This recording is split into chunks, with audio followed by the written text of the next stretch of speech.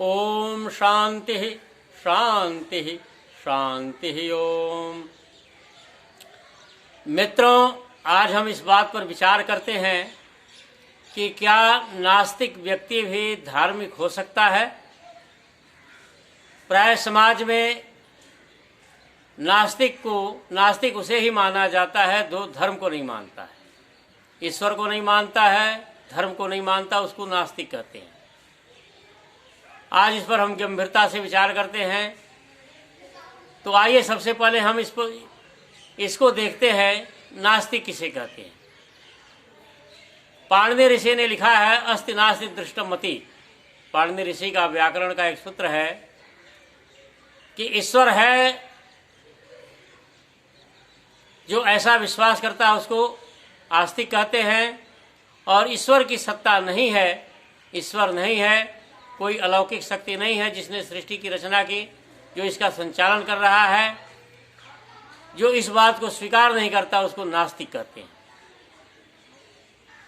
तो इस तरह से जो ईश्वर को मानता हो वह आस्तिक, जो ईश्वर की सत्ता को न मानता वह नास्तिक। अब हम देखते हैं कि धार्मिक किसे कहते हैं। क्या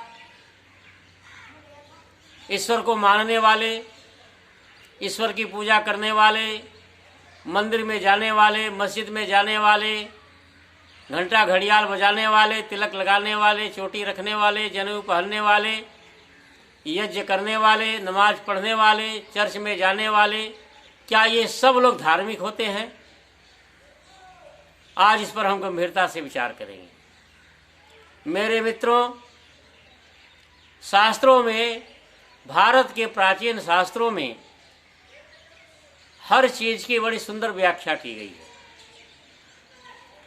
और इन गंभीर विषयों की परिभाषा बड़े सुंदर ढंग से शास्त्रों में वर्णित है। देखिए, वैसे तो मनुस्मृति का बहुत से लोग विरोध करते हैं, लेकिन गंभीरता से गहन अध्ययन किया जाए तो मनुस्मृति में जो रियल मनुस्मृति है, जो भगवान मनु के वचन हैं, उसमें हर बात बुद्धिपूर्वक है, हर बात वैज्ञानिक है, हर बात बुद्धिगम्य है। लेकिन जिस प्रकार से देशकाल परिस्थिति का प्रभाव हर चीज पर पड़ता है, उसी प्रकार से देश काल परिस्थिति का प्रभाव मनुस्मृति पर भी पड़ा, और उसमें घोर मिलावट कर दिया गया।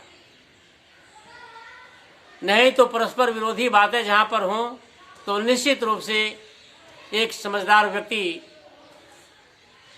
जान लेता है, खोज कर लेता, निर्णय कर लेता है कि इसमें कौन सी बात भगवान मनु की है और कौन सी बात बाद की मिलावट की है। तो हमें उस काल भगवान मनु के समय के रीति रिवाज, संस्कृति, धर्म, दर्शन, इसको देखना चाहिए कि भगवान मनु के काल में कैसी संस्कृति थी, क्या रीति रिवाज थे, क्या मान्यताएं थीं, और धर्म के ऊपर लोगों का कैसा चिंतन था। तो देखिए, निर्विवाद रूप से सब लोग मानते हैं कि वैदिक काल में अंधविश्वास पाखंड नहीं था, महिलाओं का सम्मान था, और छुआछूत आदि बातें नहीं थी।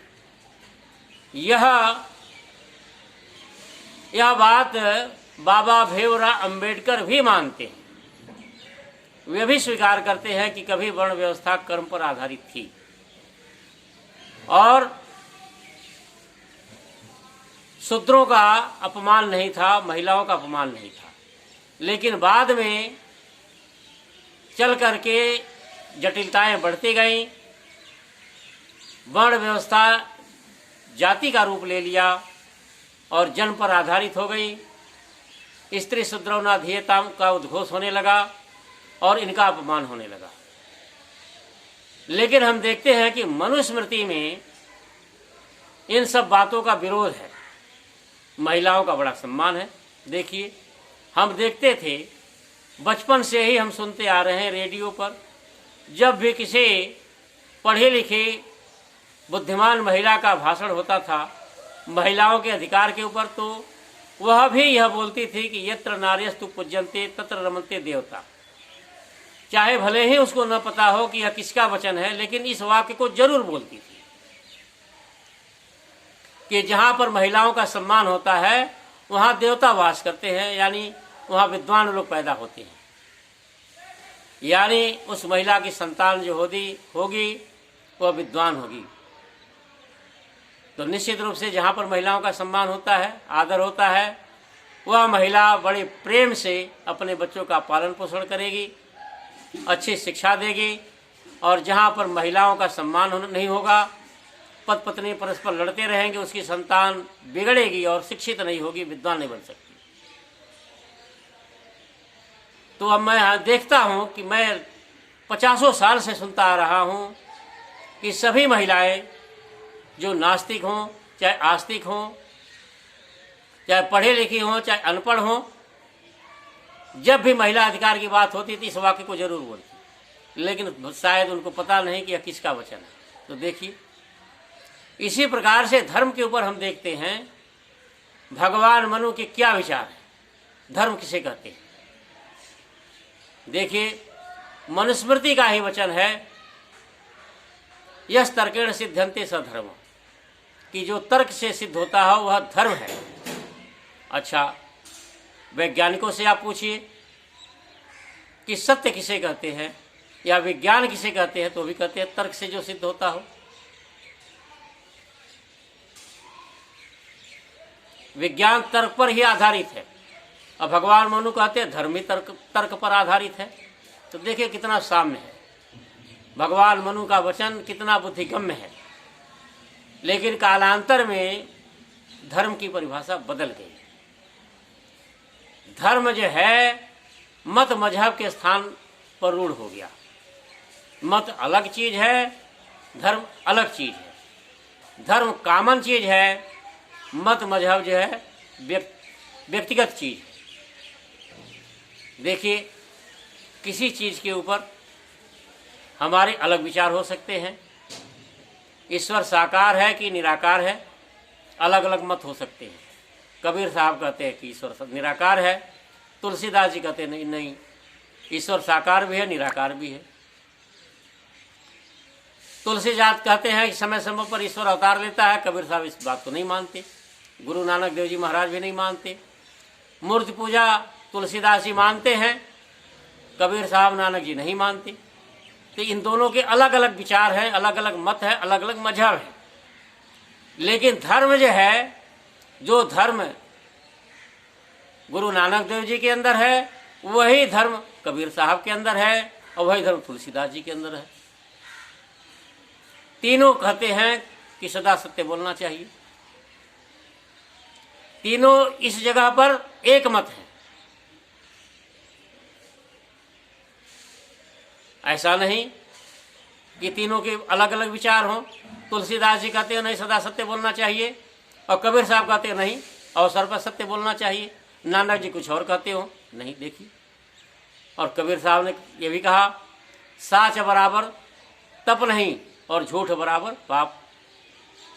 जाके हृदय साच है ताके हृदय आप, कि सत्य से बढ़कर के कोई तप नहीं और झूठ से बढ़कर कोई पाप नहीं।